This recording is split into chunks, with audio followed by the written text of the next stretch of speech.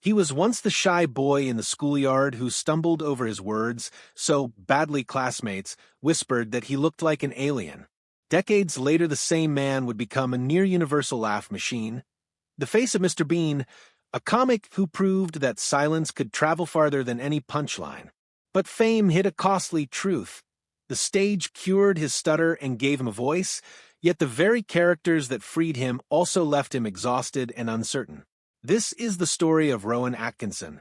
How childhood pain became comedy, how brilliance was built on discipline, and how a man who made millions laugh quietly battled the parts of himself no one saw. Let's start at the beginning. Rowan Sebastian Atkinson was born on January 6, 1955, in Consett, County Durham, in northeastern England, the youngest of four boys in a family whose rhythms were shaped by routine and quiet. A baby brother, Paul, died before Rowan could remember him, and that early loss cast a shadow over a childhood that would be both sheltered and difficult. By the time Rowan was 5, he had a severe stutter. School was not a place of easy friendships. It was where he learned how brutal children can be. Teachers recalled him as a shy boy with a rubbery face and a speech problem. Classmates teased him mercilessly. One remembered being told the boy looked like an alien. Little wonder he spent much of his time alone. Here's the twist that would define his life. When Rowan stepped onto a stage, that stutter disappeared. Completely. The voice that failed him in the classroom found its footing in performance. For a young boy whose sense of self had been eroded by bullying, this was nothing short of a revelation. The painful obstacle that had narrowed his world became the doorway to one of comedy's most unusual talents. Rowan was bright. He took his science A-levels seriously and, in 1973, entered Newcastle University at 18 to study electrical and electronic engineering. Most people assumed he would become an engineer, methodical, careful, predictable, but the theater tugged in a different direction. He graduated in 1975 and moved on to Queen's College, Oxford, for postgraduate study. His research was rigorous, even technical, on self-tuning control systems. He began a PhD, but never completed it. By then he'd felt the pull of performance too strongly to ignore.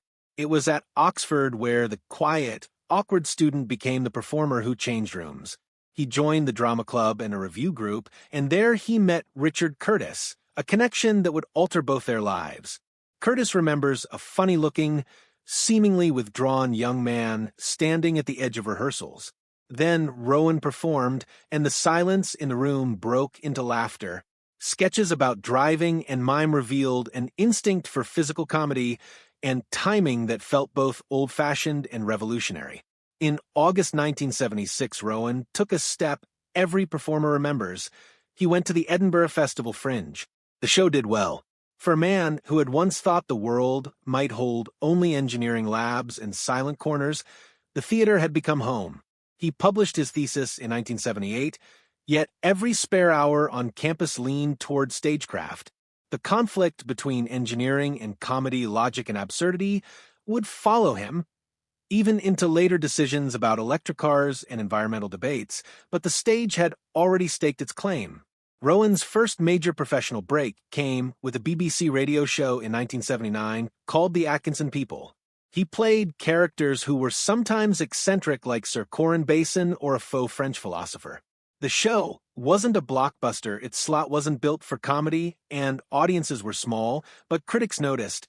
And while the world wasn't yet ready for the full force of his oddball genius, Rowan was learning the craft, how to shape silence into reaction, how a raised eyebrow could speak volumes.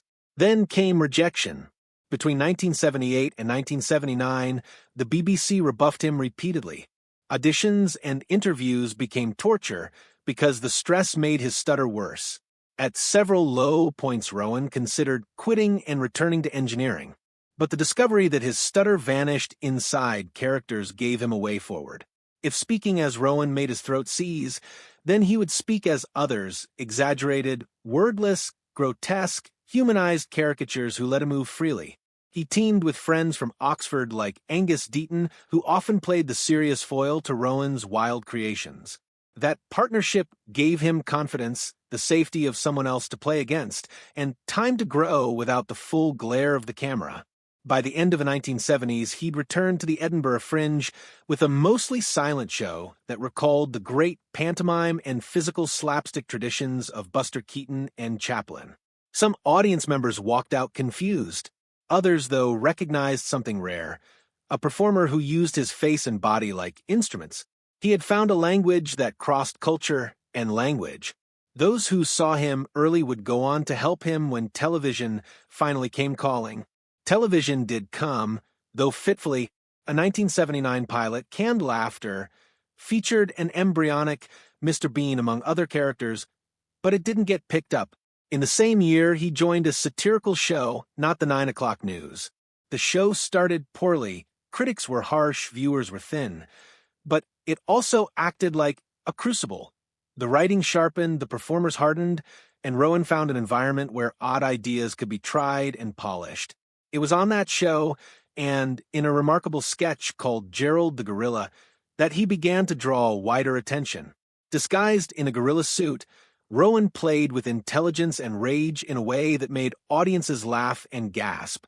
The show earned awards and, crucially, respect. At the start of the 1980s, something else changed.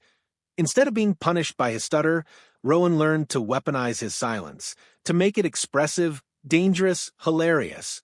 Blackadder, the historical sitcom he co-created with Richard Curtis in 1983, pushed him in a new direction. The first season was expensive and unwieldy. Critics were mixed, but the show evolved.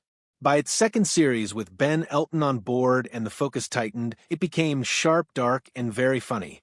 Rowan played Edmund, a schemer of comic guile, surrounded by brilliant players. Miranda Richardson, Hugh Laurie, Tim McInerney, Tony Robinson. Improvisation and trust among the cast created a chemistry that felt effortless, but as always, beneath the surface was work and discipline.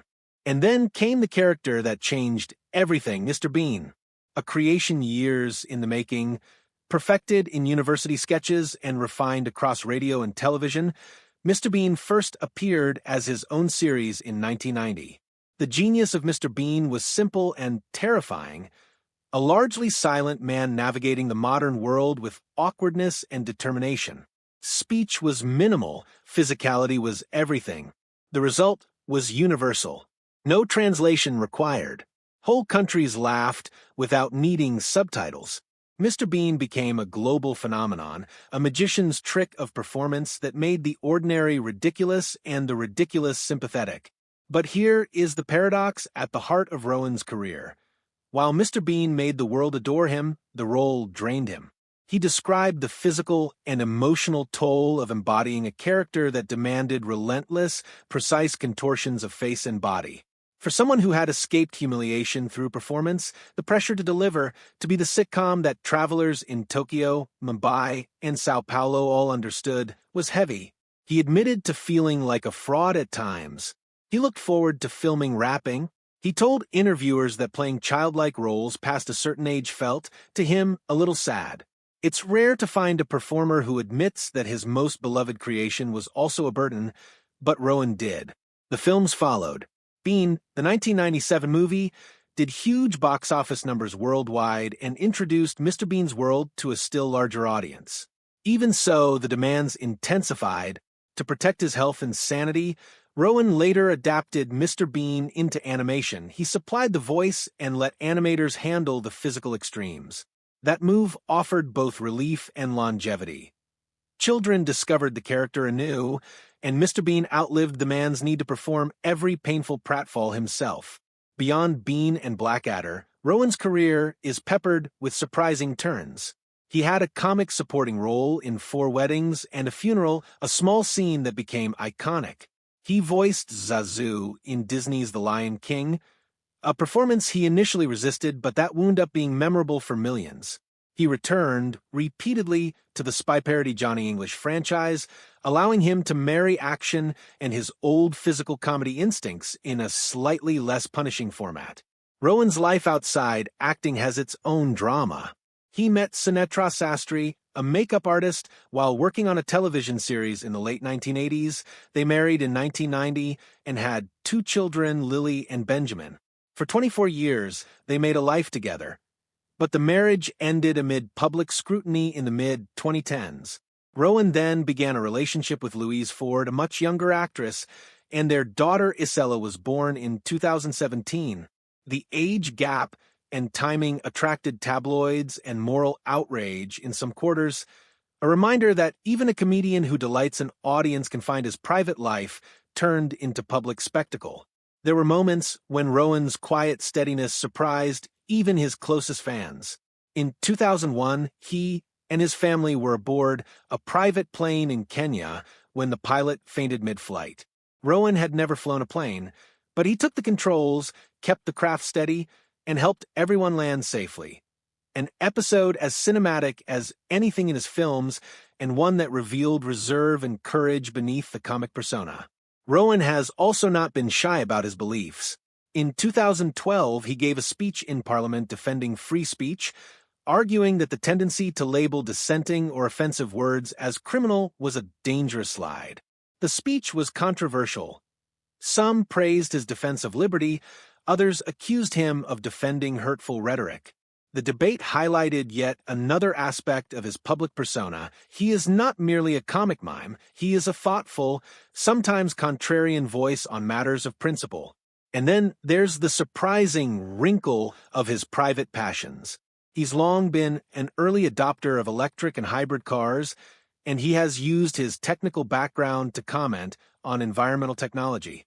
In 2023, he published a piece that questioned the environmental impact of electric car batteries, a piece that drew both interest and criticism. Some saw him as a skeptical, informed voice, others accused him of spreading misleading claims. Either way, it was another reminder. Rowan's mind has always balanced logic and imagination, the engineer and the entertainer.